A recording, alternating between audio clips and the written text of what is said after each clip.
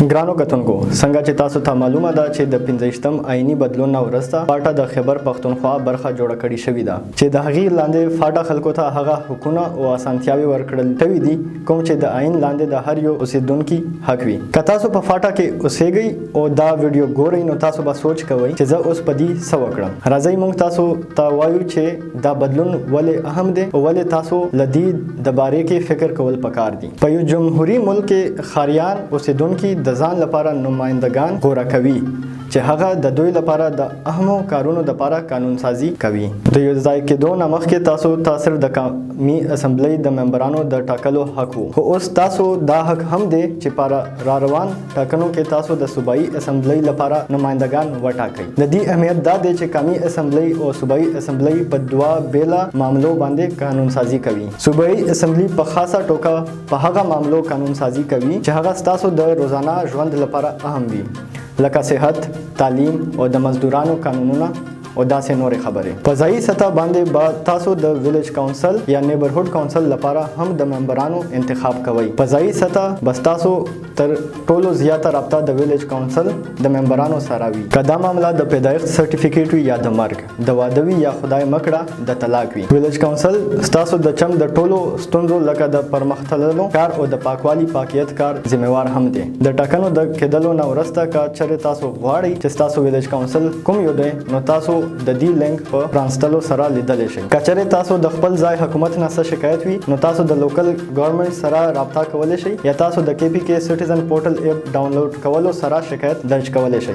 د ځایي حکومتونو په باره کې د نورې پوهنې لپاره د شهري پاکستان اوسنۍ ویډیو کتل مه هېروئ چې د هغې لینک موږ په عنوان کې ورکړې ده. یو بل اهم او ښکلی بدلون د پولیسو د لامحدود طاقت کمول. د یو ځای کېدو نه مخکې د پولیسو سره دا اختیار و چې هغو وغواړي نو تاسو ونیسي، خو اوس با پولیس صرف د دستور لاندې کار کولی شي او د نیولو نه وروسته هم به تاسو ته دا حقونه حاصل وي لکه وکیل کول او دفاع کولو حق او د منصفانه اورېدونکي حق. دا خبره یاده ساتئ چې دا حقونه د یو ځای کېدو نه مخکې تاسو ته نه وو درکړي شوي. تاسو د پولیسو نه څه شکایت وي نو تاسو په دې لینک باندې خپل شکایت درج کولی شئ چې موږ په عنوان کې هم ورکړی دی. دا شان یو بل لوی بدلون د فاټا سیمو باندې د سپریم کورټ او د های کورټ دایره اختیار خورېدل دي. د یو ځای کېدو نه مخکې تاسو ته دا حق نه و چې تاسو د خپلو حقونو لپاره د سپریم کورټ یا د پېښور های کورټ ور وټکوئ، خو اوس تاسو د حقونو د کاروایی لپاره عدالتونو ته تللی شئ. د دستور لاندې تاسو ته دوه ډېر زورور اختیارونه درکړل شوي دي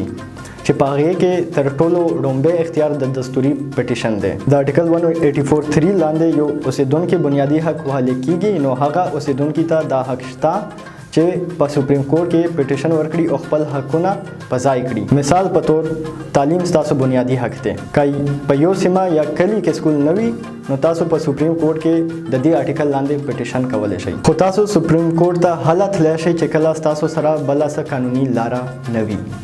دویم اهم اختیار ستاسو سره دا دی چې تاسو د دستور د آرټیکل 199 لاندې په پېښور های کورټ کې هم پټیشن کولی شئ. د ریټ پټیشن په 15 قسمه کېدی شي، خو موږ به تاسو ته د هغه دوه پټیشنو په اړه وایو کوم چې تاسو لپاره اهم دي. که یو سرکاري اداره څه داسې کار کوي چې هغه د قانون مطابق کول پکار نه دي نو تاسو عدالت ته درخواست کولی شئ چې هغه دغه اداره د دغه کار نه منع کړي. د مثال په توګه که حکومت بغیر څه د قانوني وجې ستاسو نه په زور ځمکه غواړي نو تاسو حکومت د عدالت په ترو ودرولی شئ. دا شان که یو سرکاري اداره د یو کار پابنده وي او هغه یې نه کوي نو تاسو سره دا حق شته چې تاسو په عدالت کې درخواست ورکړئ چې عدالت ادارې ته د کار کولو حکم ورکړي. د مثال په توګه پاکي اوبه ورکول د حکومت ذمہداري ده. که تاسو حکومت تاسو ته پاکي اوبه نه درکوي نو تاسو عدالت ته تللی شئ. نور ورپسې واړه عدالتونه هم جوړول کیږي چېرته چې تاسو خپل دیواني او فوجداري مقدمې په سمه توګه کولی شئ. د دې یو ځای کېدو